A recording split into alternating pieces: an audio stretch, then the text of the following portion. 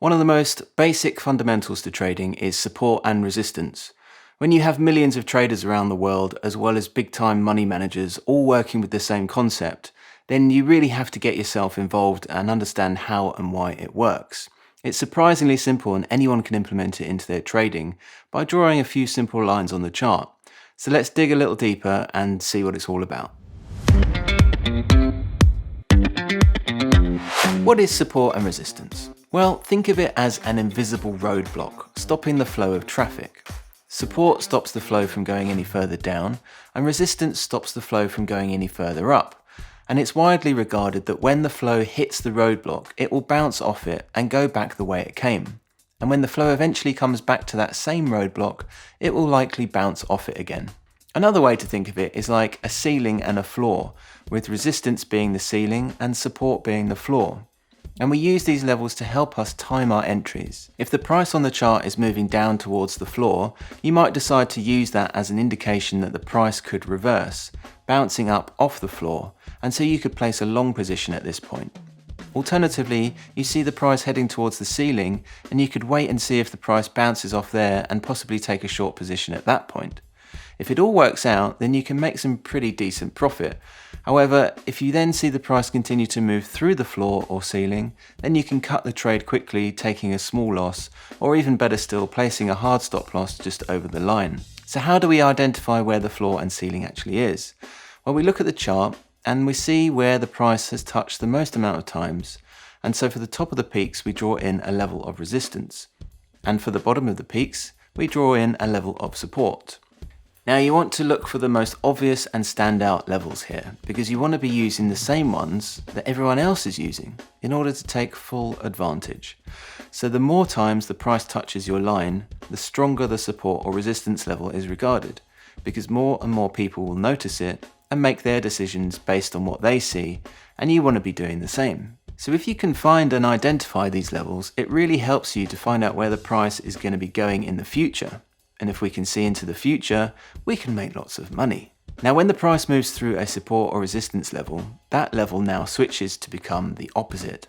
So if the price heads down and passes through a level of support, that support level now becomes a resistance level, because if the price decides to come back up again, it will treat it as a ceiling or a resistance level. And so the same happens when the price heads to a level of resistance and passes through it. That level now becomes a level of support. So if the price decides to come back down, it will treat it as a floor or a support level. Now, if you're day trading, then you're most likely using the 1 minute time frame on your chart. And you can find and draw in your short-term levels of support and resistance easily enough. But it also pays to look at the much bigger time frames and identify much more major, long-standing support and resistance levels as well. So we'll start by looking at the bigger picture and then move in a bit closer. So in this example, we have the Dow Jones, or Wall Street 30 as it's called in my broker, and there's a link in the description below if you want to have a look at this broker for yourself. Now this is the Dow on the 1 hour timescale, so each candle represents an hour, and this chart spans the whole year so far, so from January to the end of April. Now you don't need a particularly trained eye to notice a couple of levels where the price keeps returning to and bouncing off. We have one here at around 35,500. Another one around here at 34,900, and a third one here at 34,300. Noticeably, they all sit around a round number, because human beings just love the compulsive round number. So with this hourly chart, the last couple of days have seen a huge decline, mostly due to the Fed's hinting at a higher than expected increase in interest rates.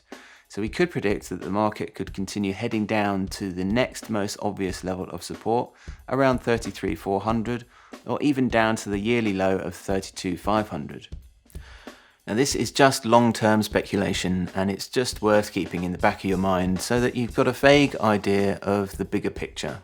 So let's jump in a bit closer and have a look at a few trades on the Dow on the 1 minute time frame.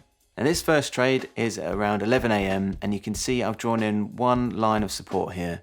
It is now acting as support as the price is currently above it, but if you look earlier, it actually acted as resistance on 2 occasions before it broke through here, and then just sat on the line for 5 or 10 minutes using it as support. It then went off and started to come back down again.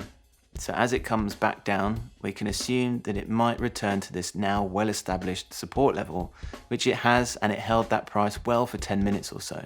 So this could be an indication that it will gather support at this point and eventually head back up to test this area again. So I go in for a long position with 5 contracts.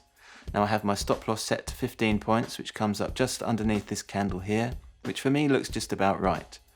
I also set a take profit of 15 points as well, and you can see both levels on the chart here with the dotted lines. And fairly quickly the support level is held and respected.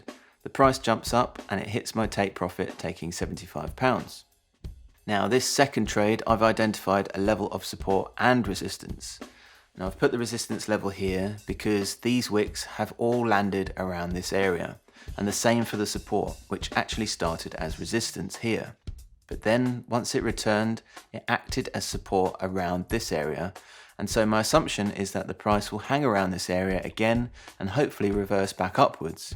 So I go in for a long position with 3 contracts right on the support line, again with a 15-point stop loss and 15-point take profit order, which you can see here with these pink lines. So if I spin this on a bit, you'll notice that the bottom of these candles is just a little bit under my support line, so hopefully it will hold. And it does, and it hits the take profit order, taking £45. Now if we spin on 5 minutes or so, we see that the price has in fact come up to our resistance level, so we could assume that from here it might come back down, or at least drop a little bit before it continues going further up. So I jump in for a short position of 3 contracts, again with my hard stop loss and take profit of 15 points. Now looking back on this trade, I probably should have moved the resistance level to here instead, as there are more recent wicks there and you can see the current price is using this level as resistance instead. So my entry position could have been a bit better, but it's okay, my stop loss is wide enough for it to miss, and eventually it comes back down as expected and hits the take profit order, taking another £45.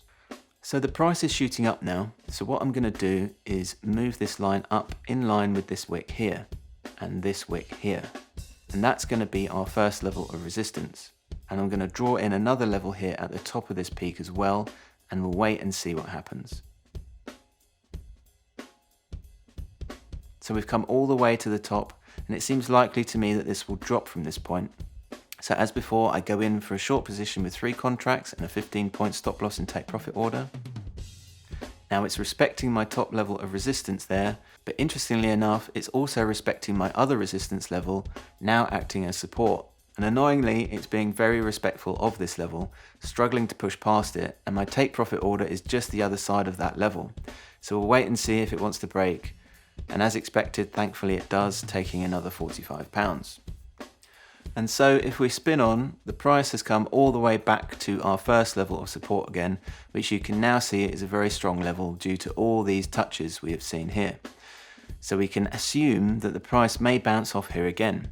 And you can see as it consolidates along the line, these 4 wicks have all pretty much touched and bounced off it. So I'll wait for it to come down a bit to touch the line once more, just so that I can get in a good position to go long. And that's my entry there.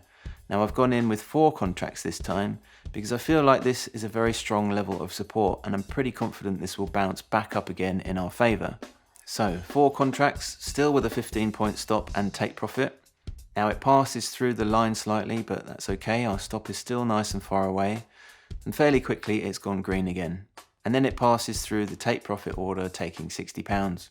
So that's £270 in under an hour without any fancy tricks, no insider information, no news bias, just simple support and resistance. And that's all there is to it. As long as you always use a stop loss and your take profit is at least equal to your stop, then you've covered yourself from incurring huge losses. And if you make a few trades throughout the day, you're more likely to come out on top. I would avoid trading around the market open, so from 1:30 PM to around 4 PM, as it's highly volatile and unpredictable. You want a nice, calm, civilized market behavior that you can predict and rely upon without feeling stressed. And as futures are open 23 hours every day, you've got plenty of time to fit it into your lifestyle.